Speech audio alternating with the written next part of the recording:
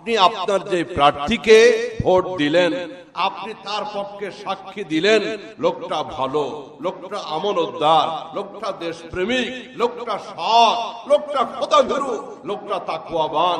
এই যে আপনি সাক্ষীটা দিলেন, যদি এই গুণাবলী তার ভিতরে না থাকে, তাহলে আপনি তার পক্ষে মিথ্যা সাক্ষী দিলেন। কি দিলেন? এই ওয়াজটি আমার নাকি নবীজির? নবীজি যে ব্যক্তি সাক্ষীটা দিল, সত্যি যদি তার ওই প্রার্থীর ভিতরে যার জন্য সে সাক্ষী দিল, সেটা ভোটের প্রার্থী হোক, সেটা এমপি প্রার্থী হোক, সেটা চেয়ারম্যান প্রার্থী হোক, সেটা কমিশনার প্রার্থী হোক, অথবা মার্কেটের নির্বাচন হোক, যেই জায়গার হোক না কেন, আপনি যার পক্ষে ভালো সাফাইকে আপনার ভোটটা দিলেন, সত্যি যদি তার ভিতরে সেই গুণাবলী না থাকে, আপনি মিথ্যা সাক্ষী দিলেন। মিথ্যা সাক্ষী দিলেন। নবীজি এই কথাটা 3 বার বললেন যে মিথ্যা সাক্ষীর ব্যাপারটা আল্লাহর নবী 3 বার বললেন। মোহতারাম হাজিরিন, এই জন্য কে কোন প্রতীকে, কে কোন প্রার্থীকে ভোট দিবেন আমি সেটা জানি না।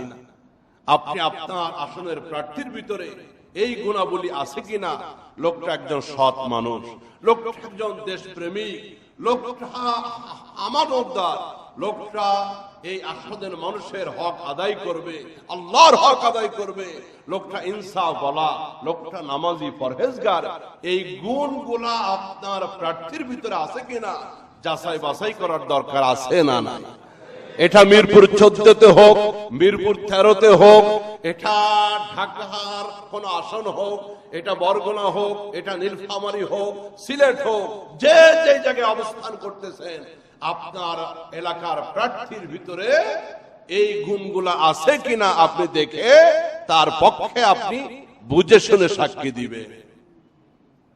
ভোট আরেকটি হলো সুপারিশ করা। ভোটের দ্বিতীয় অবস্থান হলো আপনি কাউকে সুপারিশ করতেছেন। হ্যাঁ, আমার নানান রকম মতামত, আসলে মানুষের এই মতামত উপেক্ষা করে যেটা সঠিক এবং যেটা ইসলাম বলে, যেটা মানবতা বলে, যেটা দেশের জন্য কল্যাণের, সেই কথাটাই বুক ফুলিয়ে বলতে হবে। কে কি বললো ওইটা দেখা খতিবের খাস, জোরে বলো, ওইটা দেখা খতিবের খাস নয়। ভোট কি, ভোট সম্পর্কে আমাদের একটু ধারণা থাকা দরকার। 3টি জিনিসের নাম হলো ভোট। 3টি খাস 3টি জিনিসের নাম হলো ভোট। 1 সাক্ষ্য দেওয়া, 2 সুপারিশ করা, 3 প্রতিনিধি নির্বাচন করা। যে ভোট আমি দিব, এর দ্বারা নাম্বার 1 আমি সাক্ষ্য দিচ্ছি আমার প্রার্থীর পক্ষে, 2 আমি তার পক্ষে সুপারিশ করতেছি, 3 এই ভোটের মাধ্যমে সমাজের পরিচালক প্রতিনিধি নিযুক্ত হচ্ছে। সাক্ষ্য দেওয়াটা কি? সাক্ষ্য দেওয়া হলো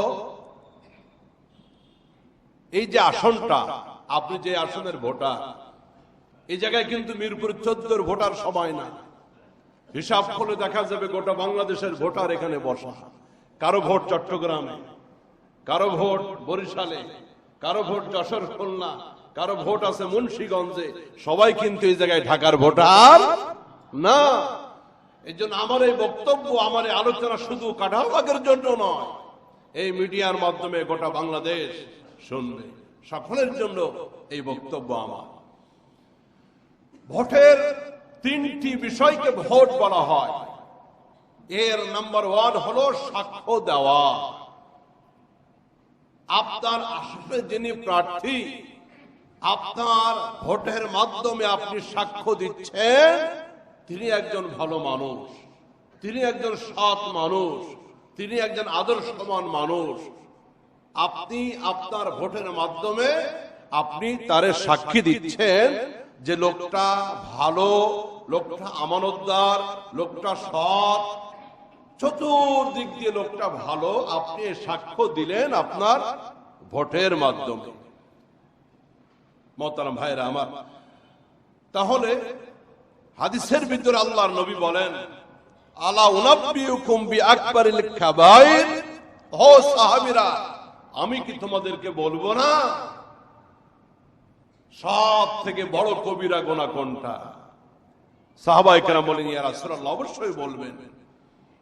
রাসূল বললেন, সালাসান, এই পৃথিবীতে আল্লাহর নাফরমানিমূলক তিনটি কবিরা গুনাহ সব থেকে বড়।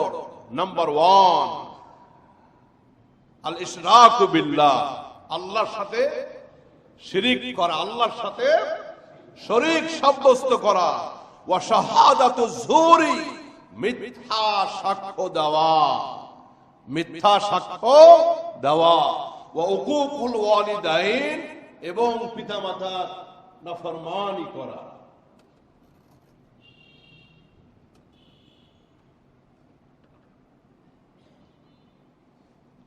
পিতামাতার নাফরমানি করা।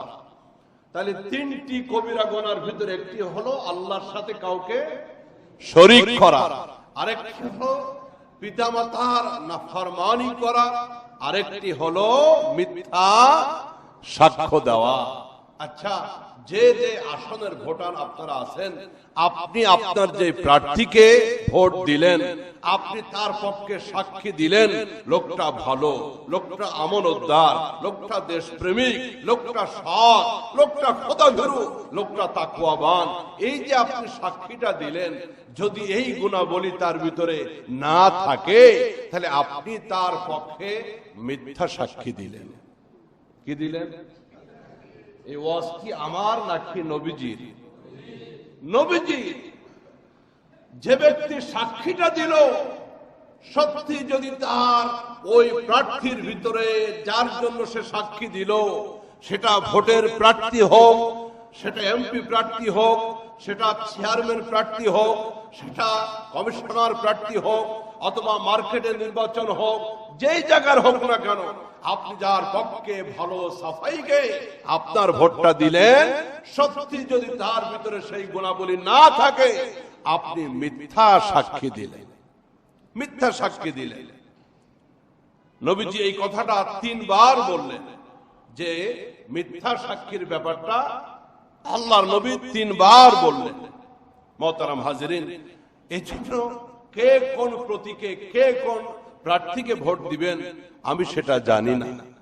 আপনি আপনার আসনের প্রার্থীর ভিতরে এই গুণাবলী আছে কিনা, লোকটা একজন সৎ মানুষ, লোকটা একজন দেশপ্রেমিক, লোকটা আমানতদার, লোকটা এই আসনের মানুষের হক আদায় করবে, আল্লাহর হক আদায় করবে, লোকটা ইনসাফ বলা, লোকটা নামাজি পরহেজগার, এই গুণগুলা আপনার প্রার্থীর ভিতরে আছে কিনা যাচাই বাছাই করার দরকার আছে না? না, এটা মিরপুর 14তে হোক, মিরপুর 13তে হোক, এটা ঢাকার কোন আসন হোক, এটা বরগুনা হোক, এটা নীলফামারী হোক, সিলেট হোক, যে যে জায়গায় অবস্থান করতেছেন, আপনার এলাকার প্রার্থীর ভিতরে এই গুণগুলা আছে কিনা আপনি দেখে তার পক্ষে আপনি বুঝে শুনে সাক্ষী দিবে। ভোট আরেকটি হলো সুপারিশ করা। ভোটের দ্বিতীয় অবস্থান হলো আপনি কাউকে সুপারিশ করতেছেন, হ্যাঁ, আমার আসন থেকে এই ব্যক্তিকে মনোনীত করা হোক, এই আসনের একজন বাসিন্দা হিসাবে তার পক্ষে আমি আমার ভোটের মাধ্যমে সুপারিশ করতেছি। তাহলে ভোটের আরেকটি অবস্থান হলো আপনি আপনার প্রার্থীর পক্ষে সুপারিশ করতেছেন, তাকে পার্লামেন্টে দেওয়া কি হোক, আপনি সুপারিশ করতেছেন, এজন্য তাকে পার্লামেন্টের প্রার্থী করা হোক। সে একজন খোদাভীরু, সে একজন ইনসাফওয়ালা, সে একজন দেশ দরদি, সে একজন সৎ এবং যোগ্য মানুষ। যদি আপনার সুপারিশকৃত ব্যক্তির ভিতরে এই গুণাবলী না থাকে, তাহলে আপনি একটা মিথ্যা এবং একটা দুর্নীতিবাজ ব্যক্তির জন্য সুপারিশ করলেন। তাহলে কি হবে ফলাফল?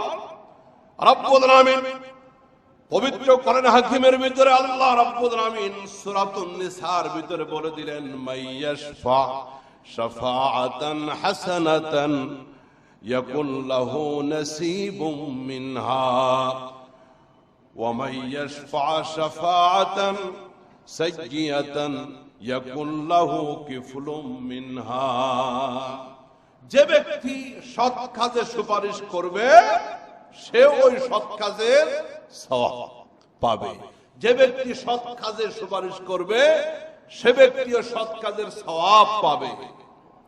বিপরীতে যে ব্যক্তি মন্দ কাজের সুপারিশ করবে সে ওই মন্দ কাজের প্রতিফল তাকে ভোগ করতে হবে, অংশীদার হবে।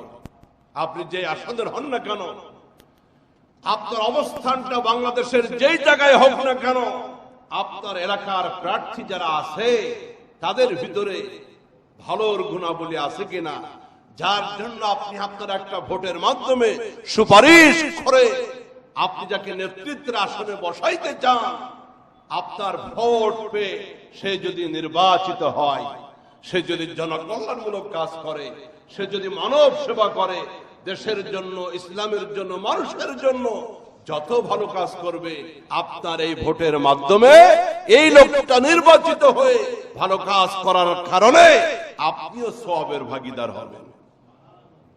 সুবহানাল্লাহ বলতে আপত্তি নাই। ওই যে আপনি যারা ভোট দিয়েছেন লোকটা ভালো, আপনি যাকে নেতা নির্বাচন করে সুপারিশ করেছেন লোকটা ভালো কাজ করে, লোকটা মানবতার কাজ করে, লোকটা ইসলামের কাজ করে, লোকটা দেশের কাজ করে, তার দ্বারা কারো কোনো ক্ষতি হয়?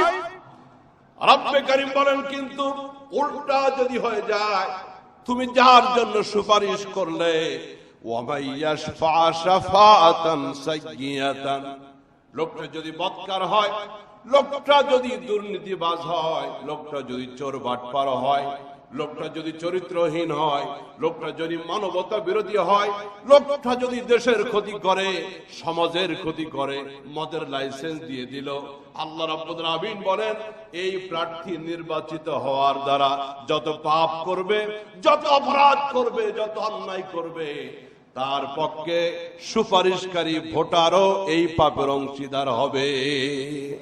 আচ্ছা, এবারের ওয়াজটা কি আমি করলাম না আল্লাহর কথা? আরো জোরে বলেন। প্রিয় বন্ধুরা আমার, এজন্য প্রার্থী নির্বাচন করতে গিয়ে আমার ভোট আমি দিব, যাকে খুশি তাকে দিব, এটা একটা শয়তানি স্লোগান। এই স্লোগান ইমানদারের সাথে চলতে পারে না, এটা ইসলাম সমর্থিত স্লোগান হতে পারে না। আমার ভোট আমি দিব সৎ, মুত্তাকি, পরহেজগার, যোগ্য, ইনসাফ বলা, দেশপ্রেমিক ভালো মানুষকে দিব। যেই হোক না কেন, যেই জায়গার হোক না কেন, যেই জেলাতে হোক না কেন, যেই আসনের হোক না কেন, একজন ভালো মানুষকে আবার ভোটটা দিব। কোন দুর্নীতিবাজ, মিথ্যাবাদী, পরহেজগার না, আল্লাহ ভীরু না, এমন মানুষকে আমি দিব। ওই যে বললাম তার ভালো কাজের দায়িত্ব আপনাকে নিতে হবে। আপনি নেকি পাবেন, তার খারাপ কাজের একটা ফলাফল আপনার আমল নামায় যাবে। যেহেতু আপনার ভোটের সুপারিশের মাধ্যমে লোকটা সমাজের নেতা হয়েছে, তাহলে ভোটের অর্থ হলো তিনটা। নাম্বার ওয়ান কি বলেছি? সাক্ষ্য দেওয়া। আপনি সাক্ষ্য দিলেন লোকটা ভালো। নাম্বার টু, ভোটের অর্থ হলো সুপারিশ করা। আপনি তার পক্ষে সুপারিশ করলেন ভোটের মাধ্যমে, এই লোককে আমাদের নেতা বানানো হোক, তাকে পার্লামেন্টে পৌঁছে দেওয়া হোক। আপনার সাক্ষ্যে, আপনার সুপারিশে লোকটা নেতা হয়ে গেল। ভালো করলে ভালো পাবেন, মন্দ করলে মন্দ পাবেন। ভোটের এরপরে শুধু ভোটারদের জন্য নয়, যারা এজেন্ট হবে, যারা ভোট কেন্দ্রে দায়িত্বশীল হবে, তারাও যদি দুর্নীতি করে, একজনকে তারা ভোটে জিতিয়ে দেওয়ার চেষ্টা করে, অপচেষ্টা, এই দায়ভার তাদেরকেও বহন করতে হবে। শুধু ভোটারকে নয়, যারা এজেন্ট হবে, ভোট কেন্দ্রের নির্দিষ্ট দায়িত্বপ্রাপ্ত লোকেরা যদি কোন অসৎ ব্যক্তির পক্ষে তারা এই রকমের অবিচার করে, তারা জোর করে তারা জিতাই দেওয়ার চেষ্টা করে, লোকটা যদি ভালো না হয়, একই ফলাফল তাদেরকেও ভোগ করতে হবে। হাসরের ময়দানেও এর জন্য কঠিন জবাব দিতে হবে। ভোটের আরেকটি অর্থ হলো প্রতিনিধি নির্বাচন করা, ভোটের মাধ্যমে আপনার অভিভাবক নির্বাচন করা। এখন আপনি ভালো অভিভাবক নির্বাচন করবেন নাকি মন্দ অভিভাবক নির্বাচন করবেন? রব্বুল আলামিন বলেন কোরআনে হাকিমের ভিতরে, রব্বুল করিম বলেন ইয়া আইয়ুহাল্লাযীনা আমানুত্তাকুল্লাহা ওয়া কুনু মা'আস সাদিকিন। হে বিশ্বাসীরা, ঈমানদারেরা, আল্লাহকে ভয় করো এবং সত্যবাদীদের সাথে থাকো, সত্যবাদীদের সাথী তোমরা হয়ে যাও। ওয়া কুনু মা'আস সাদিকিন, সাদিকিনদের সাথী তোমরা হয়ে যাও, তাদেরকে বন্ধু বানাও। বন্ধু নির্বাচনের অভিভাবক নির্বাচন যাদেরকে করবা তারা যেন সৎ হয়, তারা যেন সত্যবাদী হয়, তারা যেন আল্লাহ ভীরু হয়। এই জন্য প্রতিনিধি যাদেরকে নির্বাচন করব তারা যেন ভালো হয়, তাকওয়া পরহেজগারওয়ালা হয়, তারা যেন নামাজি হয়, তারা যেন চরিত্রওয়ালা হয়, তারা যেন সমাজকে সেবা করতে পারে, তারা যেন দেশকে সেবা করতে পারে। এই জন্য ভোট দিব, আমার ভোট আমি দিব সৎ যোগ্য ভালো মানুষ পরহেজগার দেখে দিব ইনশাআল্লাহ।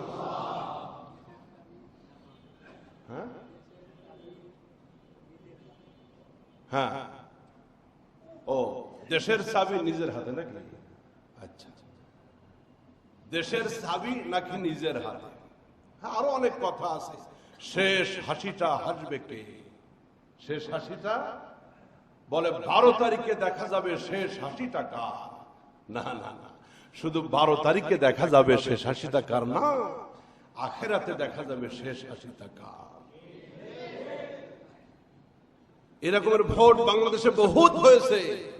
সবাই শেষ হাসি হাসতে পারে, আখিরাতে দেখা যাবে শেষ হাসিটা কার। রব্বুল আলামিন কোরআনে হাকিমের ভিতরে বলেন ওয়াল আকিবাতুল লিল মুত্তাকিন, সেই কিয়ামতের ময়দানে শেষ হাসি হাসবে তাকওয়াবান আল্লাহ ভীরু বান্দারা। ভোটের আগেও বহু লোক মারা যাবে, আজকেও বহু লোক মারা যাবে বাংলাদেশে যারা ভোটার হয়ে আছে। আগামীকাল মারা যাবে, ভোটের দিনও মারা যাবে, ভোটের দিনও মারা যাবে। শেরপুরে একজন প্রার্থী মারা গেছে গত কয়েকদিন আগে। আল্লাহর বান্দা, তিনি প্রার্থী ছিলেন, নির্বাচনের প্রার্থী ছিলেন, তিনি দুনিয়া থেকে বিদায় নিয়ে চলে গেছেন। এই জন্য 12 তারিখে শেষ হাসি হাসবে এমনটি নয়। মূলত আমাদের কর্মফলের কারণে, আমাদের কাজের কারণে শেষ হাসিটা দুনিয়াতে নয়। অনেকে গোটা জিন্দগি ভর হাসে, মৃত্যুর মুহূর্তে কাঁদে। অনেকে গোটা জিন্দগি ভর কাঁদে, তার মরণটা হয় হাসি। এই জন্য শেষ হাসিটা আখিরাতের ময়দানে এই পৃথিবীর কর্মফল বলে দিবে তোমার শেষ হাসিটা কি হবে। মোহতারাম ভাইরা, ইসলামে মূলত আজকের যে ভোটদান পদ্ধতি, এটা ইসলামে নবীজির সময় ছিল না। নবীজির সময় ছিল সূরা, পরামর্শ ভিত্তিক। এবং কোরআনে হাকিমের ভিতরে একটা সূরা আছে, সূরাতুশ শূরা, পরামর্শের সূরা। নবীজিকে আল্লাহ রাব্বুল আলামিন পরামর্শের নির্দেশ দিয়েছেন। ইসলামের সেই পরামর্শ ভিত্তিক কাজ আজকের আধুনিক জামানায় এটা একটা ভোটের মতো মতামত ব্যক্ত করা, পরামর্শের মাধ্যমে একে অপরকে মতামতের ভিত্তিতে নেতা নির্বাচন করা। এই জন্য ভোটের সাথে ইসলামের সংঘর্ষের তেমন কিছু নাই। সংঘর্ষ ওই কথাগুলি যে গণতন্ত্রের একটা মূল মন্ত্র আছে যে জনগণ সকল ক্ষমতা মালিক। নাউজুবিল্লাহ, আরো জোরে বলেন। এটা একটা কুফরি মতবাদ, এটা শিরকি মতবাদ। একসাথে বলেন সকল ক্ষমতার মালিককে। কাজেই এইটা স্লোগান থাকলেও এই স্লোগান আমরা ইমানদাররা মানি না। বাকি পরামর্শের ভিত্তিতে, মতামতের ভিত্তিতে নেতা নির্বাচন করা, এদিক দিয়ে ইসলামের কোন আপত্তি নাই। নবীজি সাহাবীদের সাথে পরামর্শ করে তিনি মদিনা রাষ্ট্র পরিচালনা করতেন। এবং কোরআনে হাকিমের ভিতরে আল্লাহ রাব্বুল আলামিন রাসূলকে আদেশ করেছেন। রাব্বুল আলামিন নবীজিকে বলে দিলেন ফাফু আনহুম ওয়াস্তাগফির লাহুম ওয়াশাবিরহুম ফিল আমর। নবী আমার মুমিনরা, ঈমানদাররা, যদি কোনো ভুল তারা করে থাকে, ফানহুম, আপনি তাদেরকে মাফ করে দিন, ক্ষমা করে দিন। ওয়াস্তাগফির লাহুম, রবের দরবারে আপনি তাদের জন্য ক্ষমা প্রার্থনা করুন। ওয়াশাবিরহুম ফিল আমর, এবং আপনার কর্মপন্থা পরিচালনার জন্য আপনি তাদের সাথে পরামর্শ করুন। পরামর্শ করতে হবে, এটা আল্লাহর আদেশ। আপনারা জানেন হযরত সুলাইমান আলাইহিস সালাম তিনি বাদশা ছিলেন। তিনি কি ছিলেন? বাদশা ছিলেন। এবং তার সভাসদদেরকে নিয়ে তিনি পরামর্শ করে রাজ্য পরিচালনা করতেন। একদিন হঠাৎ করে তিনি বলতেছেন, মালিয়া লা আরাল হুদহুদা, ব্যাপারটা কি? আমি হুদহুদ পাখিকে দেখি না কেন? তালাশ করো তাকে। বহুক্ষণ পরে হুদহুদ আসলো। হযরত সুলাইমান বলেন, ব্যাপার কি, গেছিলা কোথায়? আমি তো তোমাকে বিশেষ প্রয়োজনে তালাশ করতেছিলাম, একটা পরামর্শের জন্য। ছিলা কোথায় তুমি? হুদহুদ পাখি বলে, জাহাপানা, আমি এমন এক জায়গায় গেছিলাম, সেই জায়গাটা হলো ইয়ামান দেশ। সেই রাজ্যটা হলো সাবা রাজ্য। সেই রাজ্যের রানী হলো বিলকিস। আমি সেই জায়গা থেকে এমন কিছু খবর এনেছি, মেসেজ এনেছি, তথ্য এনেছি। আপনি নবী হতে পারেন, কিন্তু সেই তথ্যের খবর আপনার কাছে না। হযরত সুলাইমান আলাইহিস সালাম তিনিও তার সভাসদদের সাথে পরামর্শের ভিত্তিতে তিনি রাজ্য পরিচালনা করতেন। এই জন্য ভোট দিতে হবে। ভোটের অনেক গুরুত্ব। ভোট দিতে হবে। অনেকে বলে আমি ভোট টোট দিই না। আপনি একটা বেশি ভালো মানুষ না। আপনার এই ভোট না দেওয়ার কারণে যদি একটা খারাপ মানুষ নির্বাচিত হয়ে যায়, তার দ্বারা না মানুষের কোনো উপকার হবে, না ইসলামের কোনো উপকার হবে, না দেশের কোনো উপকার হবে। এই যে ভালো মানুষের পক্ষে আপনার সমর্থন থাকা দরকার আছে না? না আছে। মোহতারাম ভাইরা আমার, গোটা বাংলাদেশে এক দলের লোকই কিন্তু বিজয় লাভ করবে না। কোথাও থেকে বিএনপির ভাইরা প্রার্থী বিজয় লাভ করবে, কোথাও থেকে জামাত ইসলামের ভাইরা বিজয় লাভ করবে, কোথাও থেকে ইসলামী আন্দোলন হাত পাখা বিজয় লাভ করবে। গোটা বাংলাদেশ থেকে দেখা যাবে এক পার্টির লোকই পাস করবে এমন নয়। এর জন্য আমার বক্তব্য হচ্ছে, আপনি যে আসনের ভোটার, আপনার আসনে আপনি খুব চিন্তা ভাবনা করে আপনি ভোট দিবেন ওই প্রার্থীকে যিনি সত্যিকারের খোদাভীরু, যিনি নামাজি মুত্তাকি, যিনি দেশকে ভালোবাসে, এলাকার মানুষকে ভালোবাসে, যার কাছে মানুষের সম্পদ আমানত সুরক্ষিত থাকবে। আপনি দেখে শুনে ভোট দেন। আমি কোন মার্কা দল আর প্রার্থীর কথা বলতে চাই না। আপনি যে জায়গায় অবস্থান করবেন না কেন, একটু বুঝে শুনে চিন্তা ভাবনা করে ভোট দিবেন, যেন আমার ভোটটা ভালো মানুষের পক্ষেই যায়, সমাজ যেন ভালো একজন নেতা পায় ইনশাআল্লাহ। পাশাপাশি বলবো, এবারের বাংলাদেশে যত সংখ্যক আলেম প্রার্থী হয়েছে, এই বাংলাদেশে এত আলেম কোনদিন ভোটে দাঁড়ায়? আলহামদুলিল্লাহ বলেন না? আপনারা আলেমদেরকে শুধু এই মসজিদের মেম্বারে দেখতে অভ্যস্ত, এই মেহরাবে দেখতে অভ্যস্ত। আপনারা পার্লামেন্টে এত আলেম কোনদিন দেখেন নাই। আল্লাহ তৌফিক দিলে আপনারা চান কিনা এবার কিছু ওলামায়ে কেরাম পার্লামেন্টে যায়? চান কিনা ভাইরা? আচ্ছা, যদি সত্যি আপনারা চেয়ে থাকেন, তাহলে যে দলের জোটে যে আলেম যে জায়গায় আছে, আপনারা তাকে এবার নির্বাচিত করবেন। আমার ওস্তাদ আল্লামা মামুনুল হক সাহেব দামাত বারকাতুল আলিয়া, তিনি ঢাকা 13 আসন থেকে নির্বাচিত হবেন বলে আমরা আশা করি। তিনি সেখানের প্রার্থী এবং আমি তার নির্বাচনী ক্যাম্পেইনে যাতায়াত করি।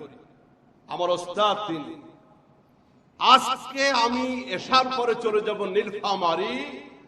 সেই নীলফামারীতে একজন বড় আলেম শেখুল হাদিস আল্লামা মনজুরুল ইসলাম আফেন্দি, তিনি বিএনপি জোট থেকে প্রার্থী।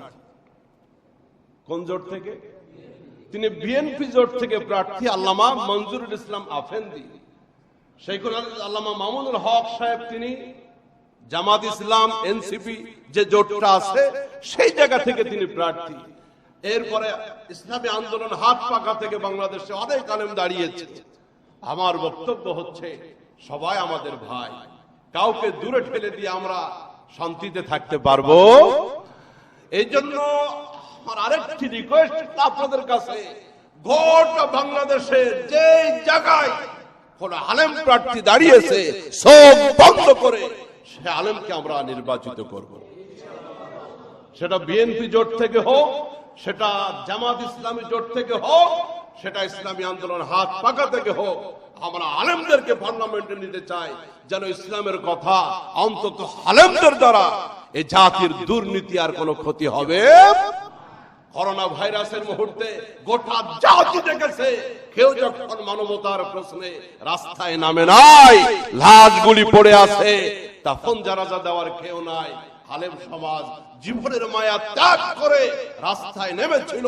কিয়ের স্ত্রীর সন্তানের মায়া মহব্বত, কারণ মেডিকেল বলেছে যে মানুষ মৃত্যুর পরও তার লাশের সাথে ভাইরাস থাকে, ভাইরাস যায় না। এই জন্য বাবার লাশ পড়েছিল, ছেলেরা দাফন দেয় নাই, এই ছেলের লাশ পড়ে আছে, বাবা কাছে যায় নাই।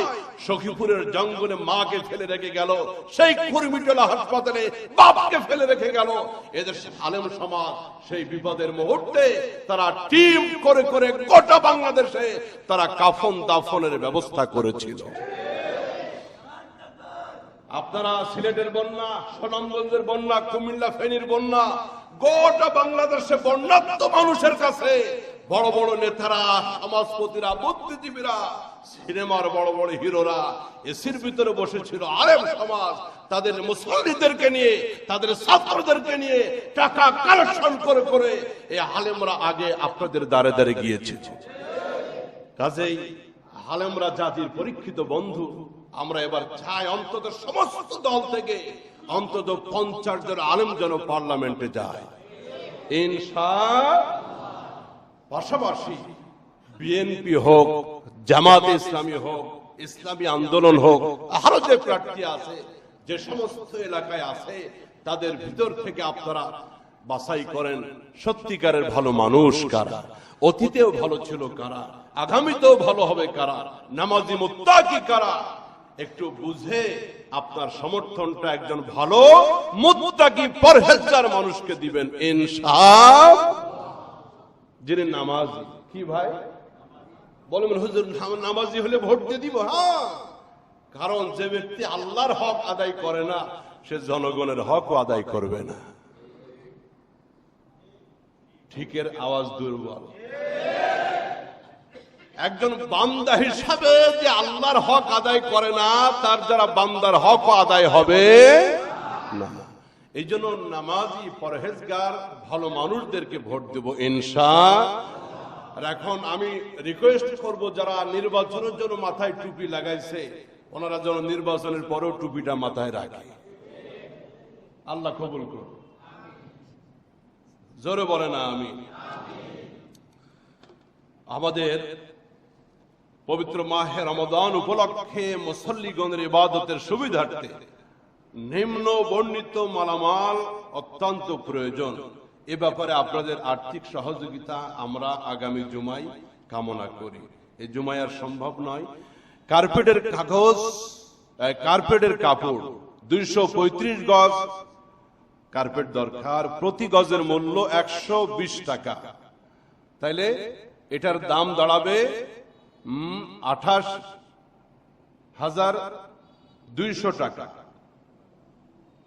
কার্পেট মকমল তুর্কি, যেটা 235 গজ, প্রতি গজের মূল্য 975 টাকা। এটার দাম দাঁড়াবে 2,29,125 টাকা। এয়ার কন্ডিশন, গরম শুরু হচ্ছে। 5 ton general AC square electronics, এই ব্র্যান্ডের এখান থেকে আমাদের 5 টন এসি কিনতে লাগবে 3,25,000 টাকা। সর্বমোট 82,325 টাকা আগামী জমাই হয়ে যাবে। এই ছোট হিসাব কাঁঠাল বাগে বাঁধবে না ইনশাআল্লাহ। আমি কি কোন দলের পক্ষে বলেছি, কোন মার্কার বিপক্ষে বলেছি? তাহলে দল দেখে না, মার্কা দেখেও না, ব্যক্তি ভালো কিনা আমরা তাকে ভোট দিব ইনশাআল্লাহ। আল্লাহ আমাদের সবাইকে কবুল করুন। আরো জোরে বলে না আমি। আর আসলে এখন দিন আবার বড় হয়ে গেছে।